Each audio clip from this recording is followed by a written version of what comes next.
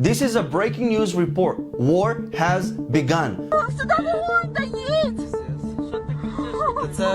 Russia is sending its forces into Ukraine. They are crossing the border from Belarus, from Russia. Ukraine is being invaded right now. Currently, there are at least 17 regions under attack. Ukraine is being under attack. This video that just came recently shows Kiev, the capital city of Ukraine, in sirens. People are in panic. They understand that they are in a state of war right now. And reports from Ukraine say that it is believed that hundreds of Ukrainian soldiers are dead by now.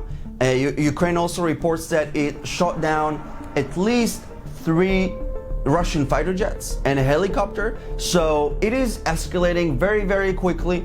And we are going to hear more and more reports, but I do want to ask you, please pray for Ukraine. Pray for the Ukrainian people. They have relied all these years on the West, and they stood up to Russia. They stood up to Putin that has tried to influence the Soviet satellite countries. So this is the money time.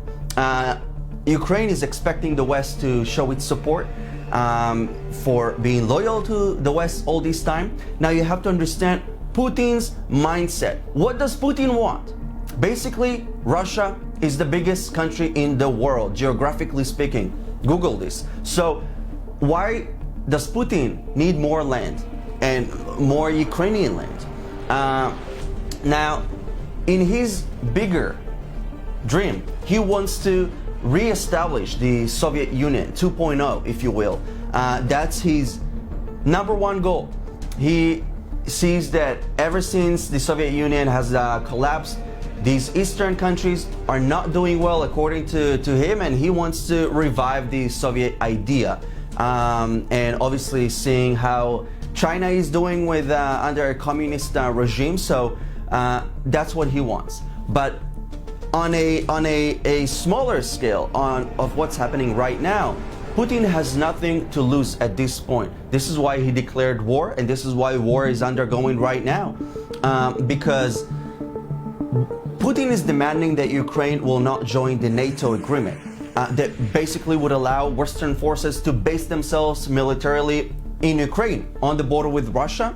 And Russia used to enjoy the fact that Ukraine separated. Ukraine was a country that separated the NATO countries, the West, and Russia. So now that Ukraine wants to join the NATO agreement, Putin is really not happy about it and threatening war days ago.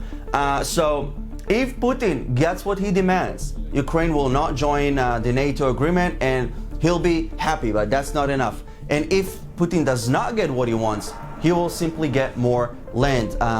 Donbas and Donetsk, as he did with Crimea, nobody said anything when Russia took over Crimea. For the reason he did it was for strategic purposes, because Crimea is a very strategic location that oversees what's happening, what's entering and exiting the Black Sea. So he took over that, swallowed Ukrainian land. So right now, Ukrainian land is under attack, and we need to show our support to the Ukrainian people more than ever.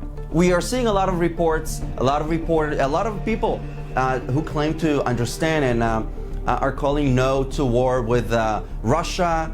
And first of all, you have to understand that it is Russia that's starting a war, not Ukraine, not anybody else. But Putin is telling his citizens in Russia that he's simply defending Russian civilians who are under Ukrainian attack.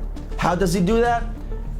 A very smart and sneaky way. He basically gives for free citizenships to people in these disputed areas in Donetsk and Donbas, and then he claims that he has to defend and protect Russian civilians who live basically in Ukrainian territory, and he basically portrays it as Russians being threatened by Ukraine, and he sends forces to these regions because he needs to defend them. That's how he justifies this kind of aggression to the Russian public. Now, obviously, Putin has not been doing well in Russia. He does not have a lot of real support. And what dictators do when they need to divert the attention from them, they start a war. They create an enemy and tell their public that they need to save the Russian nation from this enemy. This is basically how these stories being portrayed on Russian television. But even more than that, China is watching, Iran is watching. They are seeing how the West is handling this conflict, this situation. So right now, the reaction that will come from the West will determine the results of this war, because this could escalate into the biggest war since 1945. So this could really be the beginning of the end for the West, because we're seeing a rise in the East with China, Russia, that are trying to topple the current superpower, the United States. So if Biden, the Biden administration, if they will not stand strong, if the United States will not slap Putin back for his aggression, then Putin will go ahead and proceed with more aggression. So right now, the West needs to show unity against this kind of aggression, more crippling sanctions and military threat that perhaps should be exercised in the right time, because Putin believes that Biden will do nothing. Putin believes that the West will do nothing. And China is watching. They will then swallow Taiwan. They will then proceed with more military aggression. They are right now building artificial islands. So it's really not just about Ukraine and Russia. It's also back to the Middle East, that Iran is seeing this and keeps advancing its nuclear program, enriching uranium, basing itself militarily in Syria, in Lebanon, because they plan on attacking Israel. So it all ties up together. All the dots are connecting. I will keep you updated, but please pray for Ukraine. They need us more than ever.